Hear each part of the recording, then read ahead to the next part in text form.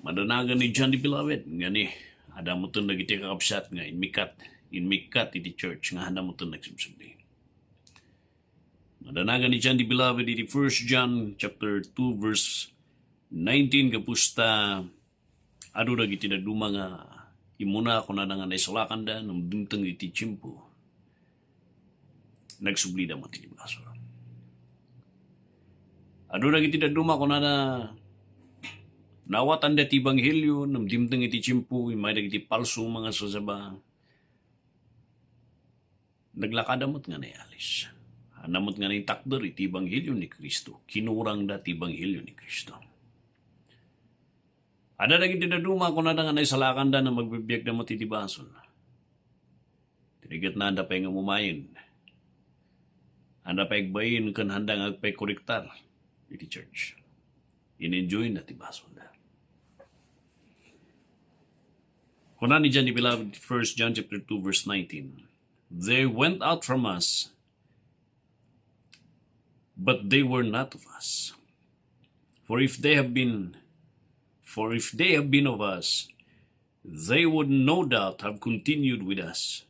But they went out that they might be made manifest that they were not all of us. Umuna, dahiti timay sa nga bersikulo nga misuse iti panawan tayo kadagiti sikta kan denomination.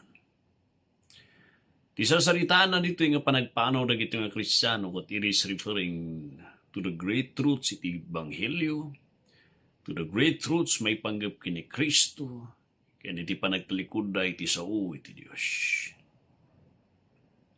Hana nga sasaritaan na iti nga bersikulo may panggap iti panagpanaw na ti sikta. Imikat di siktanan. Hana nga sasaritaan may panggap iti kunatayo nga dagiti kakabsat nga inmikat dan iti baptis ket napandan iti daduma nga sabali nga pamati nga nagan ng parehas mo pang di salvation na. Sarsaritaan na dagiti kunada nga professing Christians kano dimdimteng iti chimpo inmikat da katano pa'y makita isudan. Gapusta at the very beginning handa nga pudpudnungan ay salakan. Kuna na verse 19, they went out from us. Inmikat na gito kada tayo. Ada dagiti kakabsat tayo nga inmikat kada tayo. But they were not of us. Implying awan tinteris da nga nagsubli. Ada dagiti na dumang umikat gapusta agalis da iti paginan. Ada dagiti na dumang umikat da tapno naururnos.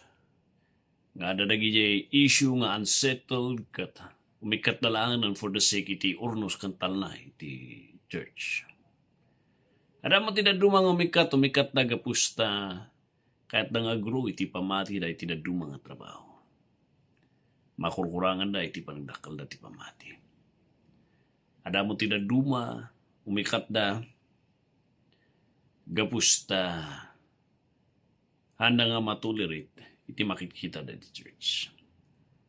Handa lang nga mafi-feed nga mapakpakan. There is something wrong in the church nga matolerate iti baso. Ada dagiti good reasons for us nga umikat iti maysa nga church. Ada iti valid reasons no apay nga masapul nga umikat tayo iti maysa nga church. Ngam no kitaan tayo, ada kadi iti rason. Di saludsod kat kasatno nga umikat lang isuna. Then magkatapos manamnama, awan mo ti tinadagsin ti rason, kat awan pa ganas na agsubli kada tayo. Then kahit nang asawan, ipagpakita na lang tayo nga pudno nga kapsat da ita iti hapo.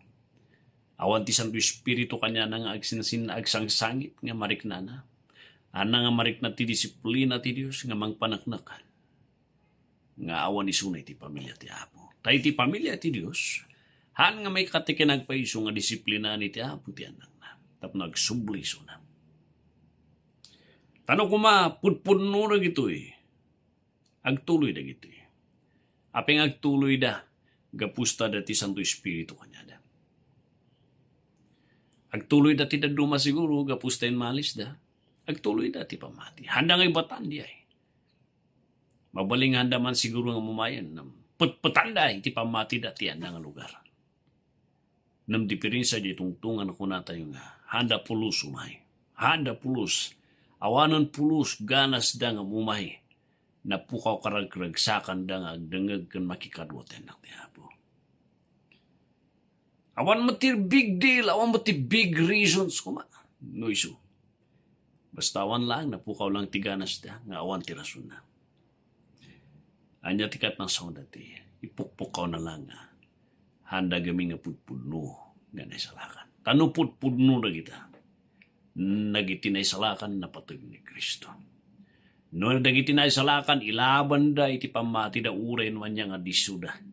Uray no iti mangyari takdo dati pamati. Ti maysa nga naisalakan nga dati Santo Espiritu na makitam ti panagsinay ti Santo Espiritu kan panangitarong ti Santo Espiritu kanya nang agsubli. Ti pudpudno nga anak ti Dios agtuloy deta gapus ti panagdisiplina ti Dios nga maristore na. Iti pudpudno nga anak ti Dios dijay ti sitwasyon na. Isu nga nagpintas nga panunutan agtutuloy ka kadikap siya. Anya ti rason nga inmikat la. Nadagsan ka di nga rason deta. O baka basit lang mat nga rason deta. Ada dagiti masapul nga rason nga umikat tayo. Usigan tayo man iti rason na apengin mikat tayo. Nubalin nga reason di ay. Nyangay nga ron importante no anyaman tiyan mo, ituloy mo, no anyaman ti pakainganin nam, as long nga pudpudno iti doctrinal, main doctrinal teaching ti maysa nga deta nga papa naman niya ngay ngaron. Yung importante panaknakam. Nga sikagat maysa nga anak ti Apo nga bagi na babaan ti panagtuloy mo. God bless you, Kapsat.